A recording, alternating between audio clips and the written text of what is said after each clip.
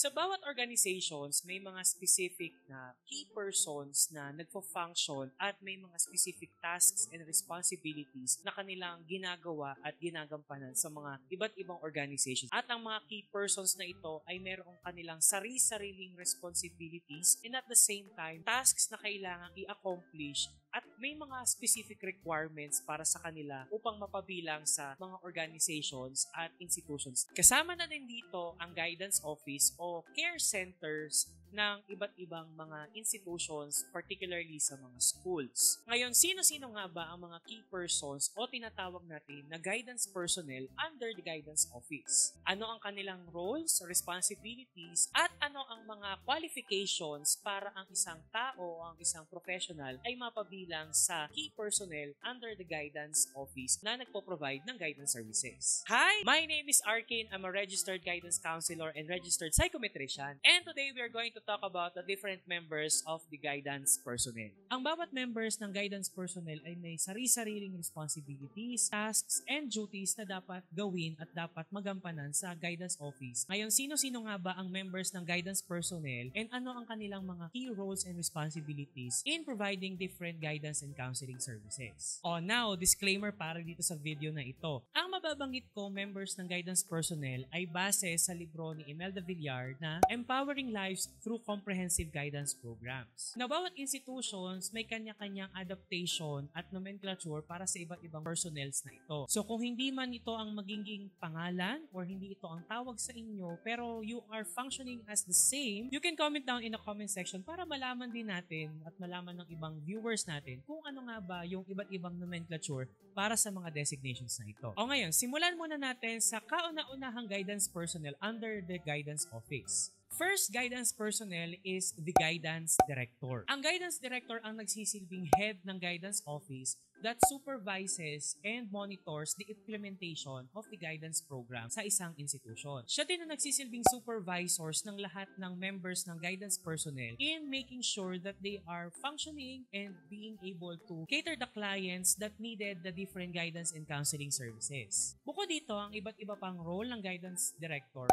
ay ang magsilbing manager para masigurado niya ang provision at proper functioning ng lahat ng guidance personnels, activities, pati na rin ang budget at facilities. Bilang isang developer na kung saan ina-assess niya ang pangangailangan ng program planning, research, evaluation, improvement at establishment of accountability ng guidance personnel and the whole office. Bilang isa ding leader, siya ang nagpo-provide ng direction at ng motivation para sa lahat ng personnel at ng program improvement ng guidance office. Ngayon, tingnan natin ang specific tasks na ginagampanan ng isang guidance director. You plan the school guidance programs and services. You assess the needs for program planning, research, evaluation, improvement, and establishment of accountability. Recruiting, selecting, assigning, and evaluating personnel. Ensuring the proper and ethical implementation and evaluation of all the guidance programs and services, coordinating with the school community for proper support and understanding of guidance programs and services, ascertaining that ethical standards are observed by the guidance personnel and in the extension of services, programs, and activities. You also prepare and implement the annual budget for the guidance office, and you call for regular monthly meeting ng mga guidance counselors or ng lahat ng guidance personnel for planning and evaluation. Now, for you to become a guidance director, ito yung ilan sa mga qualifications that you are expected to obtain and have. Una, it is a requirement for a guidance director to be a registered guidance counselor. So, ibig sabihin ng iyong minimum educational qualification must be a master's degree holder. Also, you must have an understanding and awareness of different systematic theories that guide professional practice and practical working knowledge of the fundamental principles and methods of psychology. So, dapat meron ka ding sufficient encounters sa iba't ibang uri ng tao at a deeper understanding of their dominant motives, interests, ambitions, and even symptoms of important character elements ng isang tao. Bilang isang guidance director, you must also undergo different constant updating and upgrading of skills and knowledge. And also, you must be aware of and contribute to the advancement of counseling sa pamamagitan ng pagkakandak ng research and even disseminating of this information through different means by professional writing, by seminars, and even workshops. Bilang isang guidance director din, kailangan you are actively participating in different professional organizations, and more importantly, dapat you adhere to the legal and professional ethical standards ng field ng guidance and counseling. Ngayon, ano-ano naman ang mga skills and competencies that a guidance director should have? According kay Imelda Villar, and at the same time sa citation niya kay Gibson and Mitchell, guidance director should know how to plan. Kasama dito ang pagpe-prepare, pag-develop, and even the programming resources and activities ng guidance office. Kailangan maalam din si guidance director ng budgeting. Kasama dito ang pag-identify ng sources ng revenue ng office and even the allocation of these resources para ma-ensure na ang goal ng office ay mamimit. Bilang isang guidance director, kailangan ikaw din ay organize. You are creating a formal structure para ma-accomplish yung mga plano. Organize ka din sa staffing para sa mga qualified na tao, and kailangan ma-define mo bilang isang guidance director yung role at responsibilities ng bawat isa clearly. You must also provide appropriate financial and career incentives and ma-delegate ang iyong authority appropriately sa iyong mga personnel. Kailangan meron ka ding controlling skills in terms of ma-ensure na ang mga plano ay ma-deliver at ma-carry out sa mga client, and magkaroon ng problem-solving skills kapag nakaka-encounter ng problem ang office. Bilang isang guidance director, kailangan meron ka ding kakayanan na makipag-communicate sa entire school community and community at large kung para saan ang guidance program na ino-offer ng guidance office, kung saan tungkol ito at kung ano ang mga important details and benefits ng mga magiging clients ng services na ito. Kailangan maging flexible ka din in dealing with different clients and at the same time dealing with different staffs and persons that are involved in the implementation of guidance program. And of course, you must have the leadership skills to govern and manage the different personnels and at the same time the entire guidance program. Next is the guidance counselor. So tinatagurian ang guidance counselors bilang indisputable and most indispensable figures sa buong guidance program. Guidance counselors serve as the specialist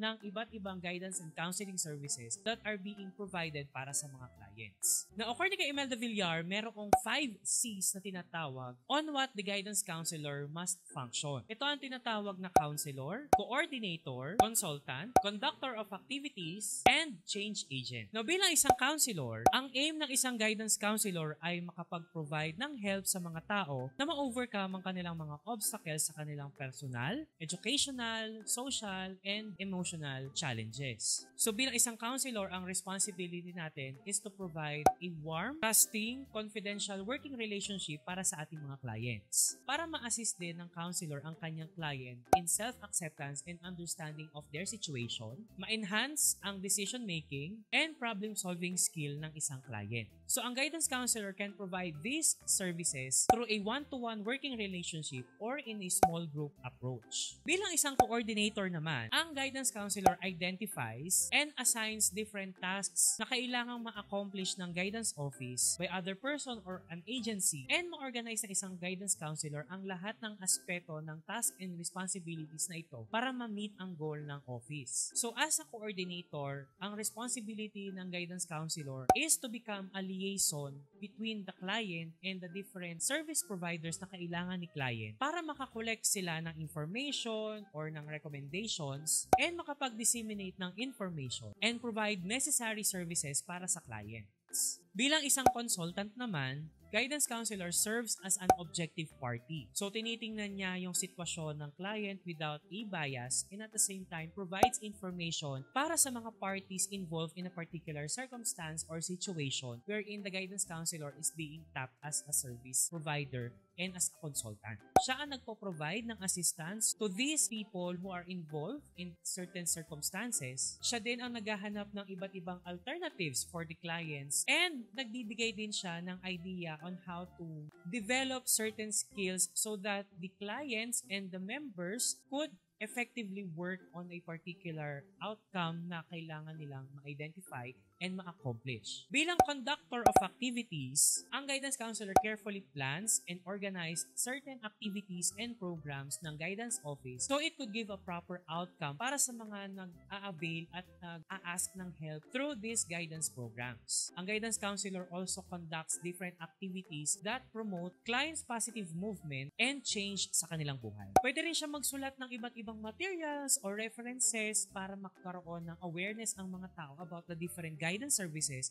that the guidance office offers. And bilang isang change agent, ang isang guidance counselor involves themselves in organizational change bilang isang catalyzer, process helper, solution giver, pwede ring resource linker, and stabilizer of the organization. Sila din yung nag-a-advocate na ma-break ang status quo sa isang organization kung hindi na ito nag-work through pointing out the problems that are emerging in the organization and at the same time, voicing out the need for the change in a particular organization. So, nagpo-provide din si guidance counselor ng options and alternatives sa isang organization as a change agent so that the organization can achieve a better outcome of their goals and visions. Now, sa specific task na ginagampanan ng isang guidance counselor schedules and conducts different individual counseling sessions. They also organizes and conducts group counseling, classroom, or group guidance activities. They also coordinates and runs enrichment or training programs for different students, parents, and even teachers. Helps administer and interprets the tests. Ensures gathering and recording of complete client data for the individual inventory. They also assesses the needs as basis for different programs and activities. They hold different consultations and coordination activities, writes reports, keeps records, and prepares needed materials. They follow up clients and places students in appropriate academic, social, and occupational programs and settings, conducts research and evaluation to determine effectiveness of strategies and services implemented in the guidance office. They refer clients to more qualified and professional experts and liaises with appropriate persons for the improvement of programs, policies, and procedures in an organization. Basically, ang guidance counselor's qualification, they must be a registered guidance counselor.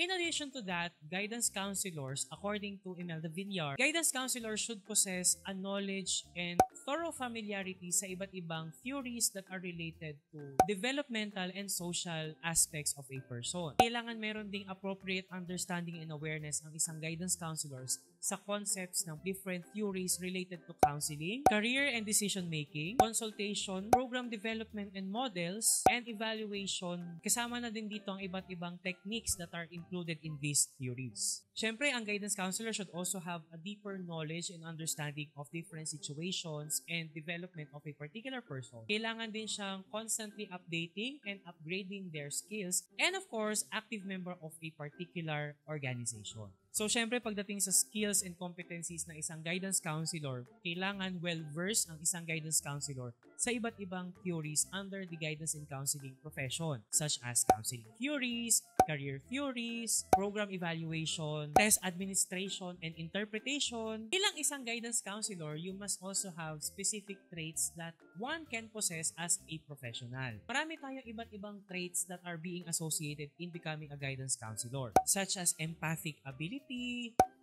to understand and accept different situations of a person, even sense of humor, kasama din dyan, and of course, being ethical and professional in every sense. Kasama din sa traits ng isang guidance counselor ang pagkakaroon ng calculated risk-taking and at the same time, having a strong sense of self-worth and openness to learning beyond their capability and differing heights of their knowledge. Next member of the guidance personnel is the psychometrician. So dito sa atin sa Pilipinas, ang psychometrician is the one who is performing the test administration and at the same time, scoring of these standardized tests. Sa ibang bahagi ng mundo naman, ang psychometrician is the one who is creating and developing different particular tests. So ano nga ba ang function ng isang psychometrician? So basically, ang psychometrician is the one who is scouting and recommending different standardized psychological tests in coordination with the guidance director and the guidance counselor. Siya din ang nagdi-design ng testing program para sa mga institutions and create schedules para sa implementation and administration of the tests. Also, psychometricians are the one who is, of course, scoring and giving the standard interpretation of the test to the guidance counselor for a thorough interpretation of these tests in the hands of the guidance counselors. At the same time, the psychometricians also create reports of summaries of the results of these psychological tests to be given to the guidance counselor and other members of the institutions, the administrators, or the teachers para mag-make sense sa kanila yung group interpretation of the results. Take note that these results are still bounded by confidentiality and privacy, kaya ang binibigay usually na report ng isang psychometrician is naka-group or by class without mentioning the specific names of the students due to privacy and confidentiality. Also, kasama din sa function ng isang psychometrician ang mag-prepare ng research about the results of the psychological tests, and they are the ones who are the liaison of the different psychological tests that are present in the guidance office. Bilang isang psychometrician dito sa Pilipinas, for you to become a registered psychometrician, you must pass the board licensure examination for psychometricians under the RA 10029 or the Psychology Act of 2009. So, syempre bilang isang psychometrician, dapat you are aware of the ethical and professional responsibilities of becoming that profession. Kailangan, of course, you are very well versed pagdating sa iba't ibang standardized and non-standardized psychological tests, and you have the awareness of the recent trends and current issues pagdating sa test implementation, test administration, and even the development of different psychological tests here in the Philippines and even abroad. So pagdating naman sa competencies and skills, basically you should have a keen knowledge pagdating sa psychological tests, its administration, the ethical principles behind it, and even the ethical practice and legal practice of conducting psychological tests. Kasama sa pagiging psychometrician, of course, ang mga traits na dapat possess ng isang professional na ito. Kasama na dito ang pagiging aware sa mga legal and ethical considerations. So dapat we are very responsive pagdating sa ethical guidelines and legal guidelines of psychological testing, keen observation sa mga details, organizational skills, clerical skills, research skills. Siyempre dapat meron tayong charm, pleasing disposition, and of course, patience. Patience na dapat naintindihan ng isang psychometrician because not all clients have the same capability and skill in absorbing the contents of the psychological test. Next member is the researcher. So, ang main responsibility ng isang researcher sa guidance office basically is the one who is contributing and giving the best methodology pagdating sa research, writing, at sa different reports and studies that are being conducted in the guidance office. Again, in coordination with the guidance director and of course with the guidance counselors. So, ang mga specific task ng isang researcher basically involves suggesting different research topics, mag-suggest and mag-plan out ng iba't ibang research agenda for the guidance office and the guidance personnel, and of course, conducts research following different research guidelines and research ethics pagdating sa conducting of different studies and even reports. Wala namang exclusive qualification para sa isang researcher na mapapasok sa isang guidance office provided they are graduate of a 4-year course and dedication pagdating sa pagsusulat ng research and even plan out research methodologies para sa mga guidance personnel. So, dapat bilang isang researcher, meron din siyang understanding ng nangyayari sa isang tao, sa kanilang development and exposure sa mga social and cultural situations. Of course, dapat meron siyang knowledge pagdating sa research and statistical methods and appropriately and confidential ways on how to collect different data so that it would be sound ethical pagdating sa conduct of research. Kailangan din ng isang researcher should have different skills, particularly in organization skills, analytical skills, research skills, technical writing skills, clerical skills, and even motivational skills. Kailangan lang ang isang researcher should have orderliness and neatness kasi kailangan maayos at organize ang mga data. Siyempre, dapat ang researcher should know about confidentiality and objectivity pagdating sa pagsusulat ng research. And kailangan din ang isang researcher should have a time management and matatapos ang kanyang task on time or on schedule. Siyempre, ang dami kailangan gawing research. At kailangan meron din siyang pasensya pagdating sa mga taong makakausap niya or people that they are going to deal with and at the same time in collecting different kinds of data. And last is the guidance secretary or the guidance clerk. So si guidance clerk primarily serves as the liaison of the guidance office. Siya ang katulong ng guidance director at ng ibang member pa ng guidance office in disseminating and formulating different clerical tasks and responsibilities pagdating sa loob ng office. Siyempre, guidance clerk also serves as the receptionist and attending to the transmittal communication na ipinapadala paloob and palabas ng guidance office. So other than that, ang mga specific tasks that a guidance clerk or guidance secretary involves, welcomes people and refers them sa proper person in the office, inform clients of the availability of the guidance personnel, receives and transmits messages to appropriate people, assist in checking and filing tests, assist in making summaries of test results by class and level. They also deliver call slips and other materials sa mga concerned parties. They also encodes reports and research needed for final submission and filing and ensure the organization and security of different files. Sa qualification, hindi rin naman ganun ka-exclusive ang qualification para sa isang guidance clerk. They could be a 2-year secretarial or office management graduate, pero a 4-year course is also preferable. Kailangan aware lang din si guidance secretary at si guidance clerk sa mga appropriate human interactions, particularly dahil ang kanyang main interaction are different people and clients of the guidance office, and kailangan marunong din siya to keep information private and confidential at the same time. Siyempre, para sa skills and competencies ng isang guidance secretary or guidance clerk, they must have clerical skills, secretarial skills, and even organizational skills and attention to details. Sila din na expected to have a good communication skill pagdating sa interaction towards people and even in writing, and a negotiation skill para sa mga hindi may iwasang difficult clients to talk with so that they can handle the situation very efficiently. Siyempre, dapat meron silang sufficient social and emotional interaction skills when handling different visitors and people that are visiting the guidance office. Kailangan din meron silang common sense in how to handle different situations na kanilang may encounter as a receptionist of the guidance office. Ngayon, sabi ko kanina, hindi lahat ng mamimension ko dito sa video na ito are exactly what are being called in the guidance office and with these guidance personnel. I'll give you an example. Ang tawag sa guidance director in some institutions are guidance coordinator or guidance head. Depende sa gamit at depende sa tawag talaga ng institution. Pagdating naman sa guidance counselor, more often than not, there are institutions that include in the nomenclature the number or ranking of the guidance counselor. Kagaya sa public sector, meron tayong tinatawag na guidance counselor 1, guidance counselor 2, guidance counselor 3. Now, in the absence of guidance counselors in a particular institution, meron tayong tinatawag na guidance advocates, guidance staff, guidance associate, depende sa kung ano ang preferred ng isang institution. Iniiwasan ng paggamit ng guidance counselor since we are adhering to the RA 9258, wherein ang pwede lang tawagin na guidance counselor is a licensed professional. Ngayon, with the function of guidance associates and guidance advocates, they are basically functioning as a guidance counselor, excluding counseling service. Again, since we adhere to the RA 9258, ang pwede lang mag-conduct ng counseling technically is a guidance counselor. There are also times wherein ang isang institution does not have all of these personnel sa kanilang lineup ng guidance personnel. Since, hindi naman lahat ng institution are capable of hiring multiple staff in a particular office.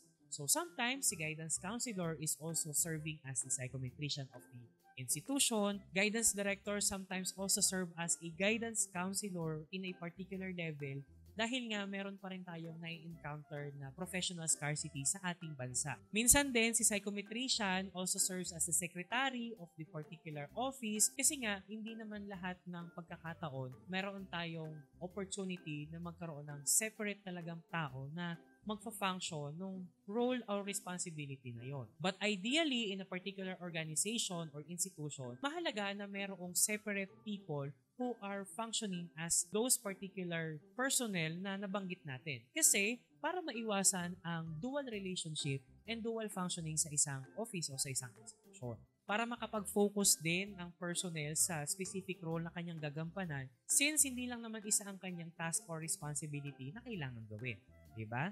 Now, if you wanted to learn more about guidance and counseling services and being a guidance counselor, you can check out the videos in our playlist na ilalink ko dito sa ating description ng video na ito. Comment down your thoughts, your ideas, your experiences, or even your suggestions kung ano pa yung mga gusto nyong videos na i-release natin about guidance and counseling services and even guidance counselors. Hit the subscribe button and notification bell so you will never miss the times that I'm going to upload with this Ha? O, ito na. Hit the subscribe button and notification bell so you will never miss the uploads that we're going to have in this channel. Again, maraming salamat sa panonood sa video na ito and keep subscribing para po doon sa mga hindi pa nagsusubscribe. Maraming salamat po sa inyong panonood. And please, you can support this channel by liking this video, sharing it, and of course, subscribing in this YouTube channel. Maraming salamat sa panonood. Stay safe, spread awareness, and start change. This is Arkin, and I will see you on the next video. Bye guys!